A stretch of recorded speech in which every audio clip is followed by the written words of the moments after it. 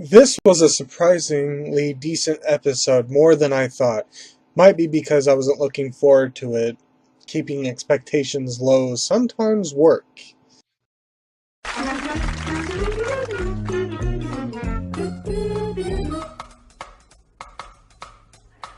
Pokemon! Pokemon! Pokemon! Pokemon!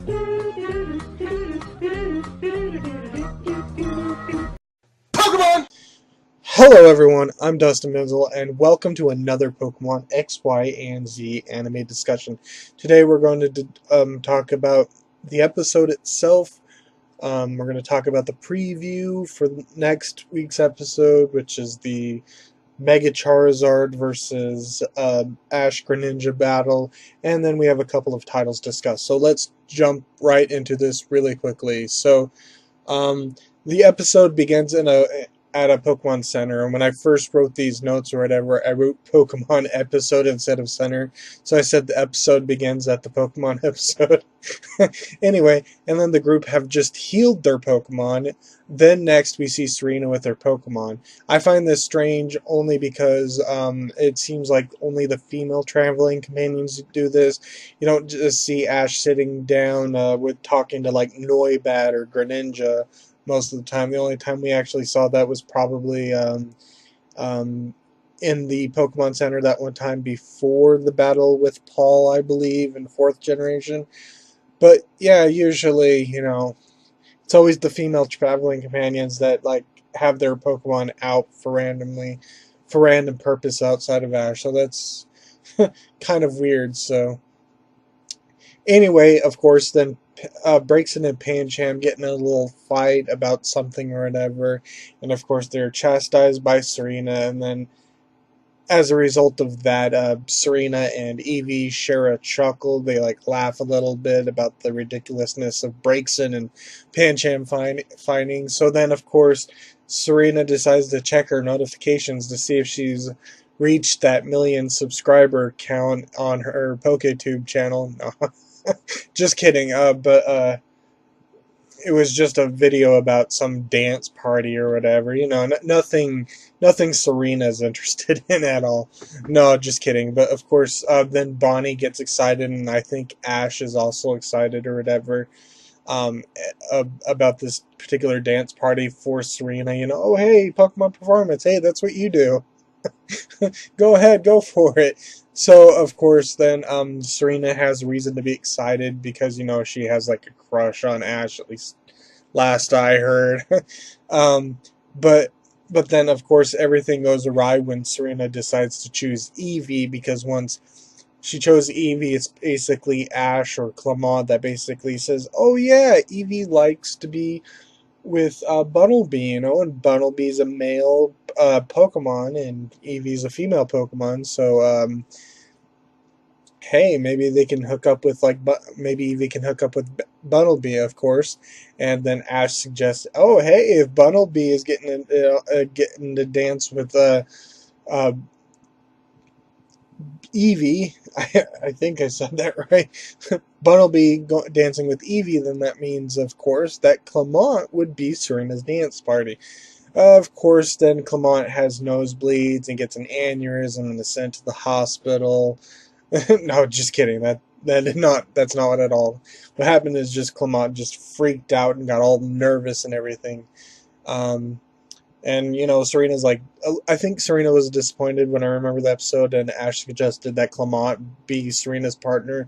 Serena had this like disappointed look on her face, like, but that's not what I wanted to have happen. But hey, it's all for Eevee anyway. So then they show up at the castle area where this dance party is taking place, and we see Clement being very nervous or whatever. And then, of course, Miette just sneaks onto the scene. Like, she just, like, side steps into the scene or whatever with that weird look on her face. And she, like, whispers something into Serena's ear or something that kind of creeps Serena out or whatever. So then, of course, I don't know at what point, but Miette somehow knows that Serena didn't choose, or Miette didn't know Serena chose Ash. and instead chose Clement or Bunnelby or whatever the case is, because then suddenly, of course, Miette then asks Dance out to the party, and of course, Ash says, yeah, yes, and then Serena is like out for blood because it looks like she wants to kill Ash basically for agreeing to this, or Miette, but most likely Ash. I'm sure this image that you'll see will you can decide who she wants to kill, Miette or Ash, for saying yes or whatever. So anyway, um, Miette then sees Evie, and of course Evie is its usual shy self. So then, of course, Miette then grabs Ash and forces him along. And of course, Miette Slurpuff also does this kind of to Pikachu. And as Ash is being pulled away by Miette, Pikachu has this look like, why is this happening? What's going on? Before getting distracted by Slurpuff. And also, we also see that after Miette takes Ash, we see Serena really angrily walking after. I mean, I don't know I don't know if they were just going to the same destination and Serena was just angrily walking, or Serena was just walking after Miette to make sure she didn't do anything or whatever. So, but since they didn't exactly have words later on, I guess it was just the same destination. So. And then of course Jessie shows up with her Gurgeist, and Jess is of course looking for the dance, of course, and then it cuts to the registration booth or whatever, where both then female participants get their hands on a mysterious card, to be explained later in the episode. Though, if you knew what the episode was about, I think you can pretty much guess what the cards are for. Maybe not exactly, but you can kind of guess what the cards are for just by knowing a lot about the episode. But we'll talk about it when it actually is important. So, anyway, Ash is on this date with Miette, kind of. It looks like a date. Looks like a date because Ash is carrying Miette's dresses, and Miette's like all over the place. Serena's looking in the background, and um, I don't know if I'm gonna leave this in or whatever, but it is my notes, and I just want to thought how creepy it is with Miette like taking Ash everywhere, and it's creepy because the next scene we basically see of Miette and Ash, they're in different clothing, and Miette has grabbed Ash and brought them over to like Serena and Clement, who of course have worn clothes or whatever. I'm not gonna say anything. You can have all the implications there all you want, but it is a little strange that the next time we see Miette and Ash, they're wearing different clothes, and based on Miette's actions, you would think that they were inseparable during that time. But, I'm not going to get into any details or anything like that because it is a very weird moment that was in the episode, but oh well. Anyway, moving on. The dance party basically starts, and of course there's Arya and Pierre, and of course they start off the dance party by dancing themselves like an exposition dance, kind of like Cynthia and Caitlyn in Best Wishes when they did an exposition battle for the Junior Cup, I believe, the Junior World Cup, I believe. And so I have to laugh at this whole Del Fox dancing with Klefki because as you've seen in my other videos, I've said constantly that Del Fox is my favorite 6th gen starter, but of course I am also aware of the criticisms of Del Fox, and just seeing Del Fox dancing with this Klefki is just like making me imagine what other people who don't like Del Fox's design would be saying. They'd probably be saying stuff like, look, see, Del Fox is ugly. Its dance party is a key holder. It's the best it could do. It's mean, but it still kind of amuses me, and that's not it. Also, because Del Fox was holding this clef key like an object. It was like holding a sign or something, like a cardboard cutout of clef key, and and I'm just imagining that there's this text below this cut out cardboard of a clef key that says, Klefki wanted to be here, but Delphox, and then just to go further, I can just imagine later on Delphox calls Klefki, and then all of a sudden Klefki says, "New phone, who dis?" It was just amusing seeing Klefki.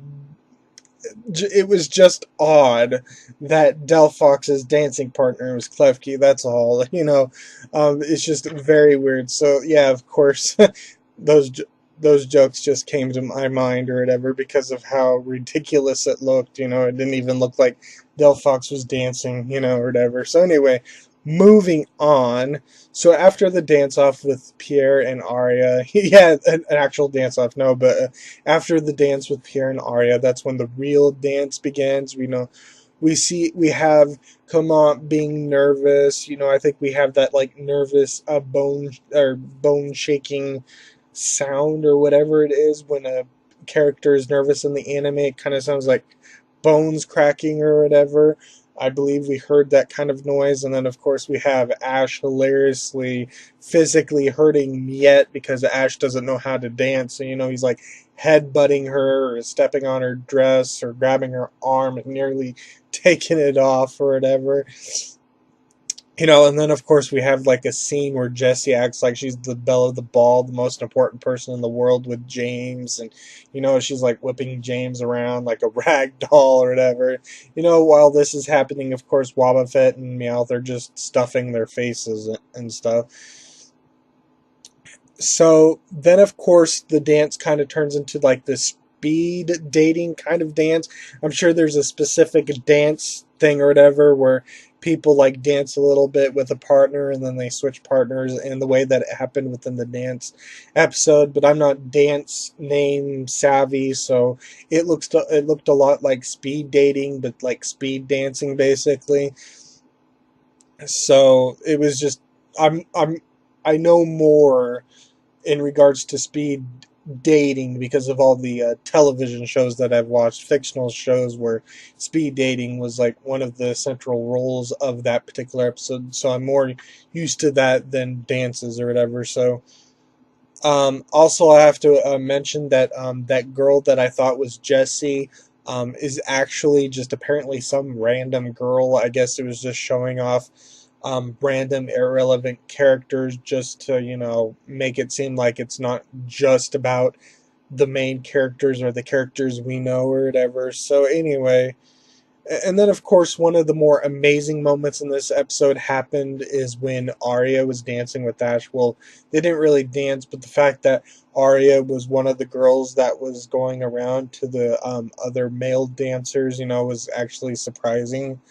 And I'm just going to say that they kind of looked cute together, not in any sort of shipping way or against Serena's crush on Ash or whatever, but they seemed like they complemented each other very well.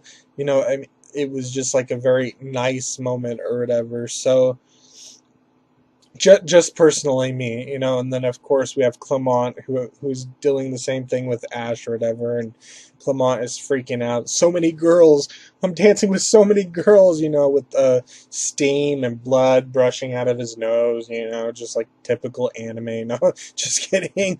But Clement was enjoying himself at the same time being incredibly nervous or whatever. Oh, poor Clement. So anyway, we get closer to the moment where Serena is about to dance with Ash or whatever, and I was wrong when I viewed the preview. I said I didn't think that they were relevant, that the scenes were consecutive, and even though they're not exactly consecutive, they are within the same time frame. Because when Serena is about to grab Ash's hand or whatever so they can dance or whatever, the music stops and Serena is like, what's going on? And then that scene of Serena looking shocked or whatever, it was like to the point where I'm surprised Serena didn't yell to like Pierre or whatever saying, "No, screw you, keep the music going, I'm dancing with Ash, darn it." But as Serena is upset with this or whatever, Pierre makes that special announcement. And of course, that's relating to the cards that they were giving earlier in the episode. Apparently, the cards are kind of like a lottery system thing going on, and that only certain people are chosen or whatever. What they do is they like they put their card to a light or whatever and see if a design shows up. And of course, each card has a specific design, and there's only two designs.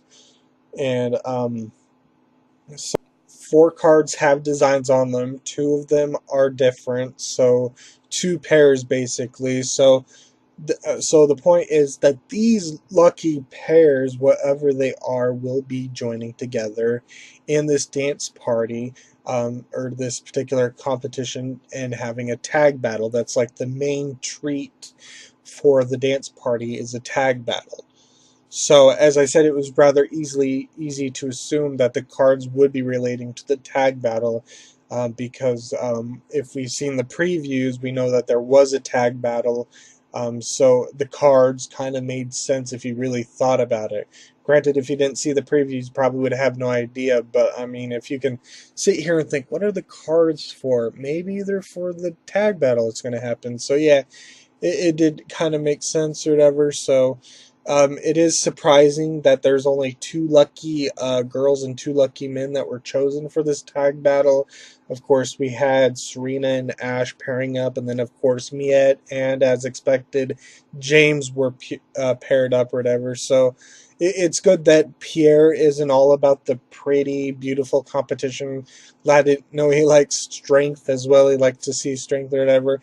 And that said, it makes me wonder, will there be double or single battles in Masterclass? Is a battling a theme performance where if you where you beat your opponent's Pokemon, you can actually move on to the next round?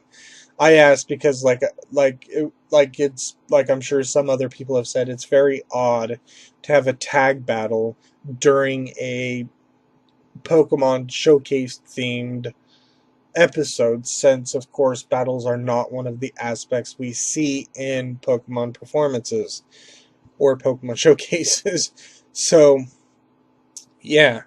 So then of course, this is where the title apparently comes in. Ash and Serena getting one at a dance party or whatever basically probably implies more that it's the tag battle that they're going. So of course, like I said, we have Ash and Serena, Miette and James knowing he's not going to do very well with little to no confidence in Miette, or he doesn't care because because of the Twerp and Twerpet being paired up or whatever, which is made even more amusing, especially since Jesse really wants James to win. Jesse's like in the background, like eating food, and be like, James, you better win this or whatever. James is like, yeah, I'm not gonna win. I I'm just not gonna win. I don't know why I'm doing this. I mean, what am I here for? Basically. So then, of course, we get this nice versus screen with Ash, Pikachu, Serena, Eevee, Met, Slurpuff, Ash, or James, and Inkay, of course. And then, of course, in the very beginning of the battle, it seemed like Pikachu and Eevee were doing very well, of course, to James being like, oh, of course we're going to lose. But then, of course, Miette basically commands James to do something to work with him, so then, of course, they turn the battle around. Miette has Slurpuff using some sort of cotton attack, I believe, or something like that.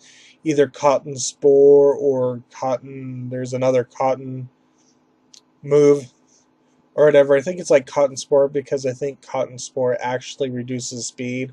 I'll make a text correction if I'm wrong or whatever. So it kind of makes sense that it'd be cotton spore. So then, of course, then James has Inkay using like Psybeam, and of course, it's like directed at Eevee. Pikachu takes the hit. Eevee's like really shocked about this. And then, of course, as Pikachu is recovering, Eevee decides to battle for Pikachu and to help Pikachu out. So then, of course, there's some attacks being exchanged. And then, of course, Eevee then takes a very serious hit and is in like in a worse shape than even Pikachu. But of course, then Pikachu kind of takes over as Eevee is like in limbo basically or whatever. So now I want to mention this because this is kind of when it happens. When I saw the New Year's preview and I saw the Arya scenes, I don't think I mentioned this, but it seemed like Arya was kind of disappointed in Serena or losing faith in Serena or whatever, and I and that was of course out of context because I didn't think I just saw Evie being attacked or injured or whatever, Serena calling out, and then we have this weird disappointed look on Arya, but actually having seen the episode in full context, I mean, I don't know if there was anything said or whatever, but I think Arya is actually just worried about Serena and her Pokemon.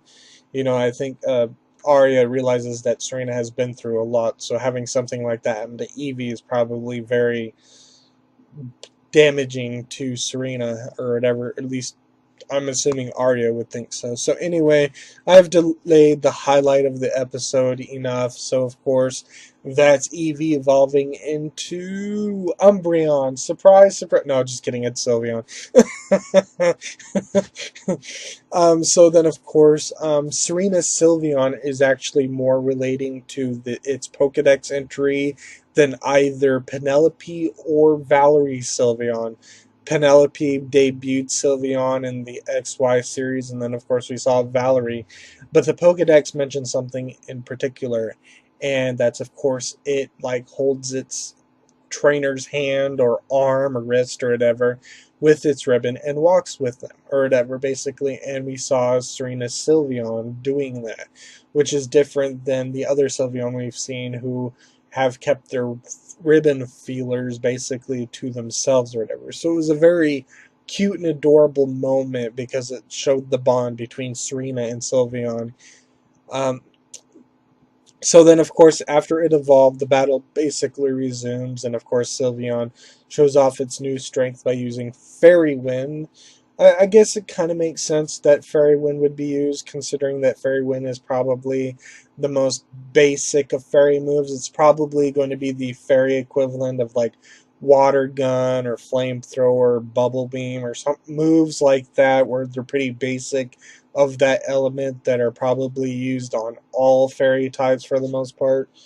Not counting fairy types that can't learn Fairy Wind, but for Pokemon that can learn Fairy Wind seems to like be pretty basic. Like if we were to hypothetically assume that Ash were to get a Floette, like the Floette from the other week's episode or whatever, it probably too would have had Fairy Wind or Dazzling Gleam or whatever. So then, of course, with Fairy Wind, Sylveon manages to knock out Slurpuff and Inkay, and therefore Serena and Ash win the tag battle.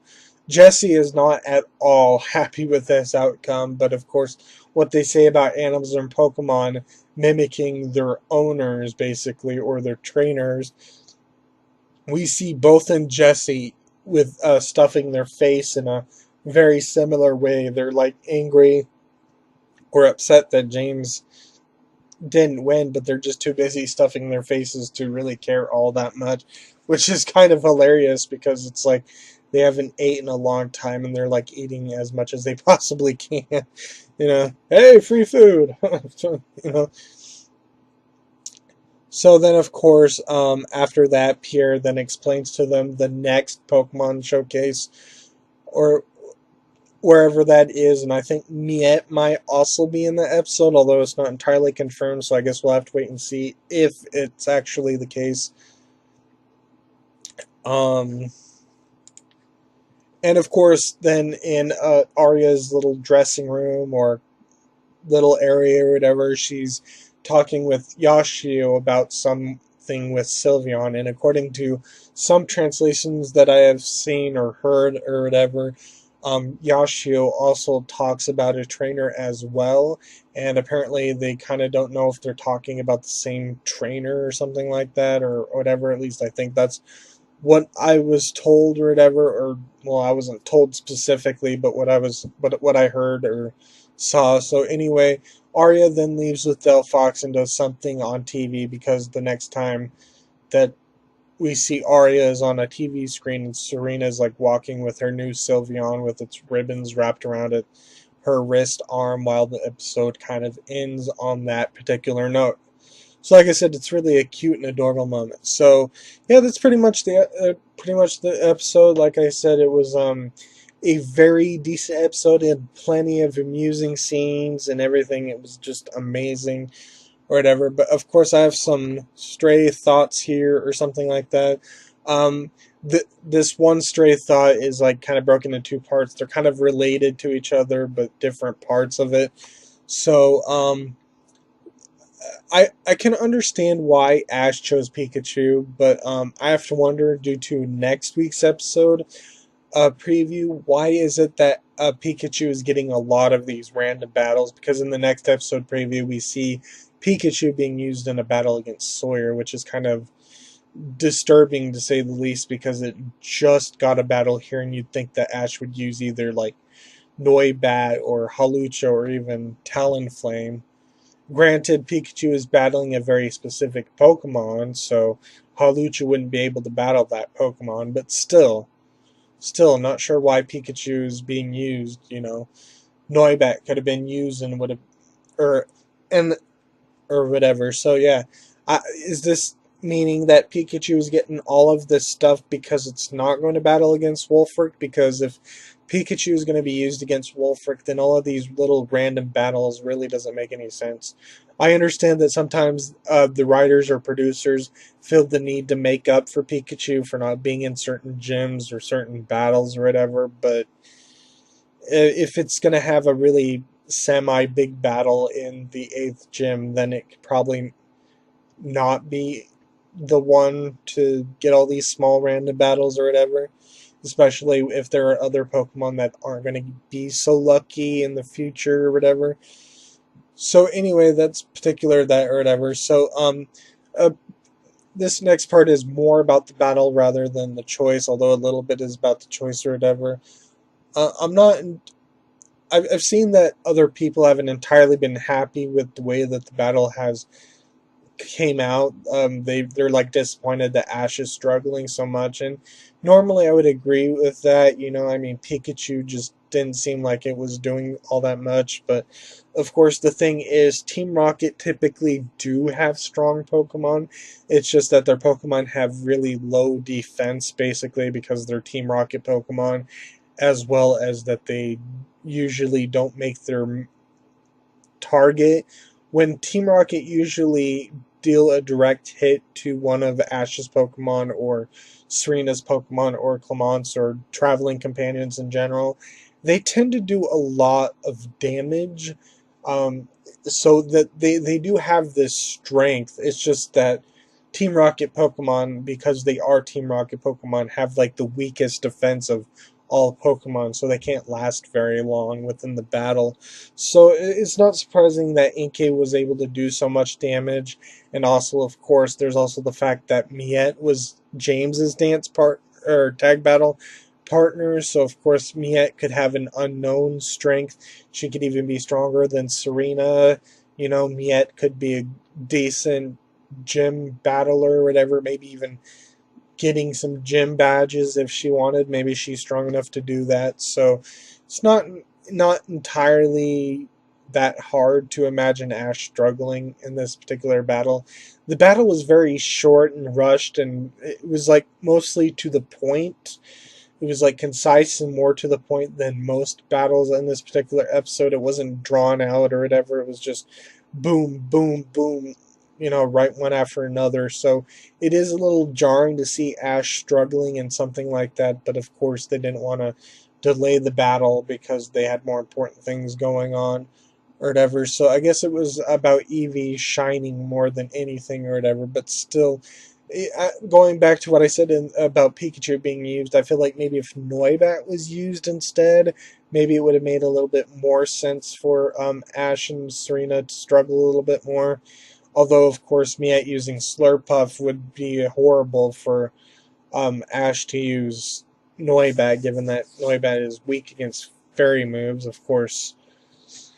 it's not like Slurpuff really used any fairy moves, or it didn't use like Fairy Wind or Moon Blast or anything like that, or Dazzling Gleam, so I don't think there's anything to worry about that particular episode. So yeah, so whatever, it is what it is.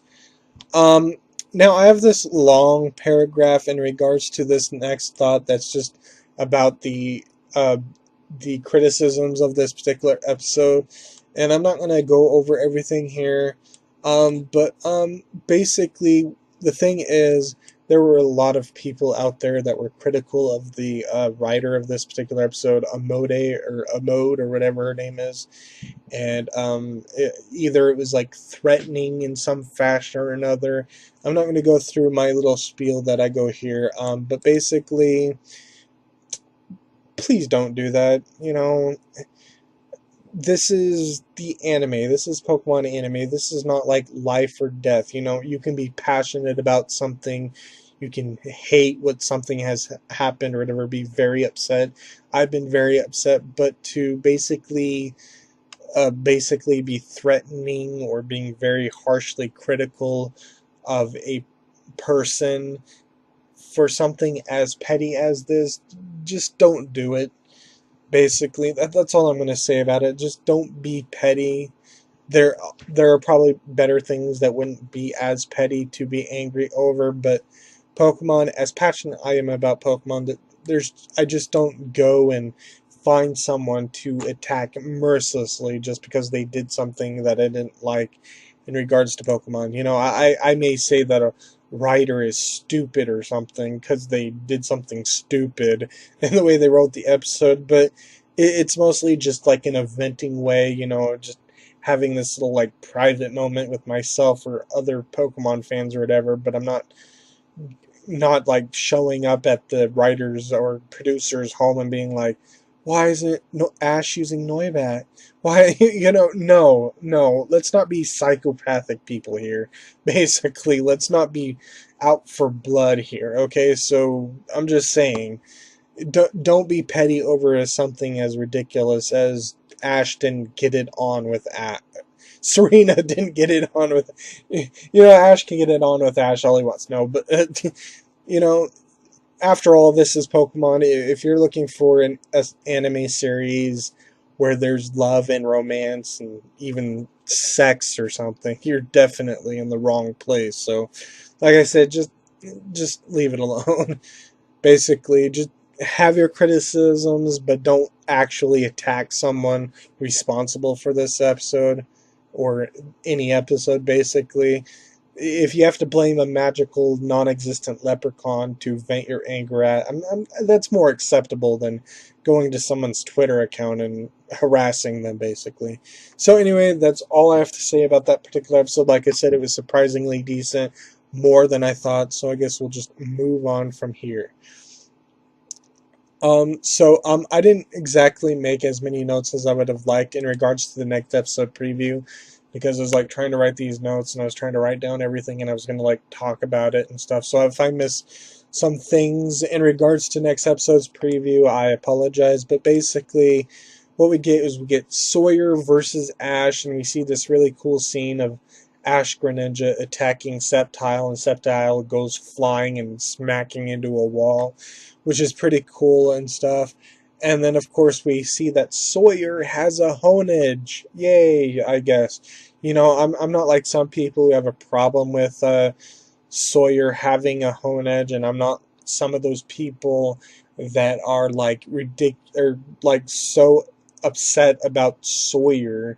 I'm reading in the I'm reading in the forums and stuff, and I'm trying to respond to these comments that people are finding Sawyer to be ridiculous and basically a lot of BS going around in regards to Sawyer is getting too strong, too powerful. He's having all these cool Pokemon, blah blah blah. Oh no, Ash is going to lose to Sawyer in the league. That's horrible writing or whatever. But personally, as Ash is my favorite character, I'm like one of the few people that actually don't mind Sawyer. I don't want Sawyer to beat Ash in the league. Oh God, no, that's not what I'm saying. But any other battle that's not the league, Sawyer can kick Ash's butt left and right, and I wouldn't give a crap. As long as it's not the league. If it's the league, I'm going to have a problem with it. Unless, of course, I found the battle to be satisfying and I can overlook the fact that Sawyer beat Ash. But anyway, so I'm not really upset that Sawyer has a hone edge like some people are. I know a lot of people wanted Ash to have hone edge and stuff or whatever, but I don't know what's going on with Ash or whatever in regards to the Pokemon. They had him release Gudra for no particular reason, outside of apparently they didn't want Ash with a powerful Pokemon, and of course Noibat, the egg Pokemon, replaced that, and of course Noibat's just barely doing anything of real importance, and then of course Ash has yet to get his 6th Pokemon, and you thought he would get one by now since we're at the 8th gym, But whatever, whatever. Um, and then of course, there's also Elon and stuff or whatever in the preview, I believe. Okay, so there is this brief summary that I want to talk about, and basically it's Ash and Sawyer meet up and battle, then Ash Greninja happens, and of course they go to a Pokemon Center to try and figure out why Ash Greninja happens. And then of course Team Rocket happens and tries to take Pikachu.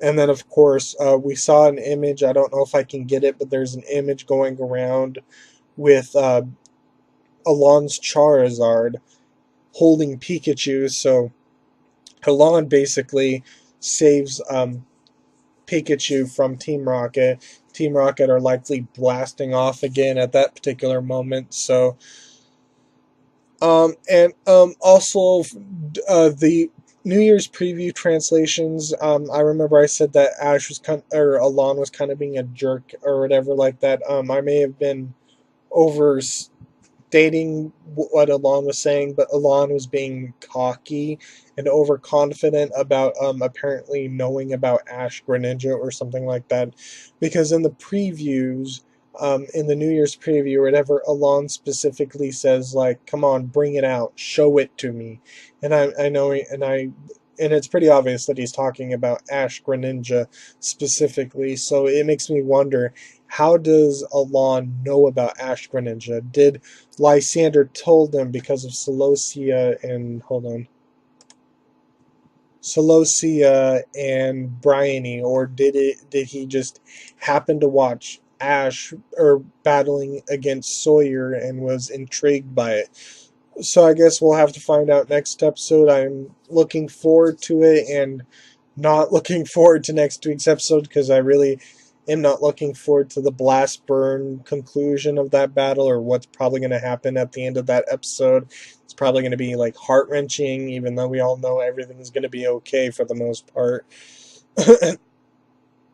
So yeah, at least we get to see more about Ash Greninja. Maybe we'll get some more explanations. So before I get into the new titles, there's one thing that I do want to mention that I just found out after I made my notes. And that's, of course, there is a Noivern statue figure coming out in March. So, of course, the bad part is that it has a wing attack. It's a Noivern using wing attack, basically. But it seems like Noivern is going to happen maybe relatively soon, like late March or early April. So I guess there's that to look forward to. Although that's a very long time from now. So anyway, but yeah, Noivern is a possibility. So let's move into the new titles. Now, I'm not entirely happy with the new title revelations or whatever. We have the first title, and that's of course the Chestnut data broadcast Pokemon, and it's for the 15th episode of XY&Z, and it's a chestnut from the wilderness, the tree planting Robon, and of course, that's exactly a Robon. We don't know what Robon means, and some have speculated that Robon is a typo in relating to Poliwrath, which is like Nero Robon or something like that. Nairobi or whatever. So I guess we'll have to see if it's relating to Polyrath or something else. And we also got a picture on TV Tokyo that I will show that shows Clement. So it looks like that this episode is going to be a Clement related episode. So Clement related focus. So get hyped, I guess, or whatever. I'm not entirely happy with this particular episode because it seems so random, but there could still be something interesting about this episode. I'm really hoping that this just isn't some random filler that we're ultimately not going to care about, you know. And if this is an anti-evolution episode, I'm definitely not going to look forward to it. You know, I mean, I've gotten to the point that I'm kind of sick and tired of the writers' contradictory themes about this. You know, either a Pokemon is strong as it is or it's allowed to evolve.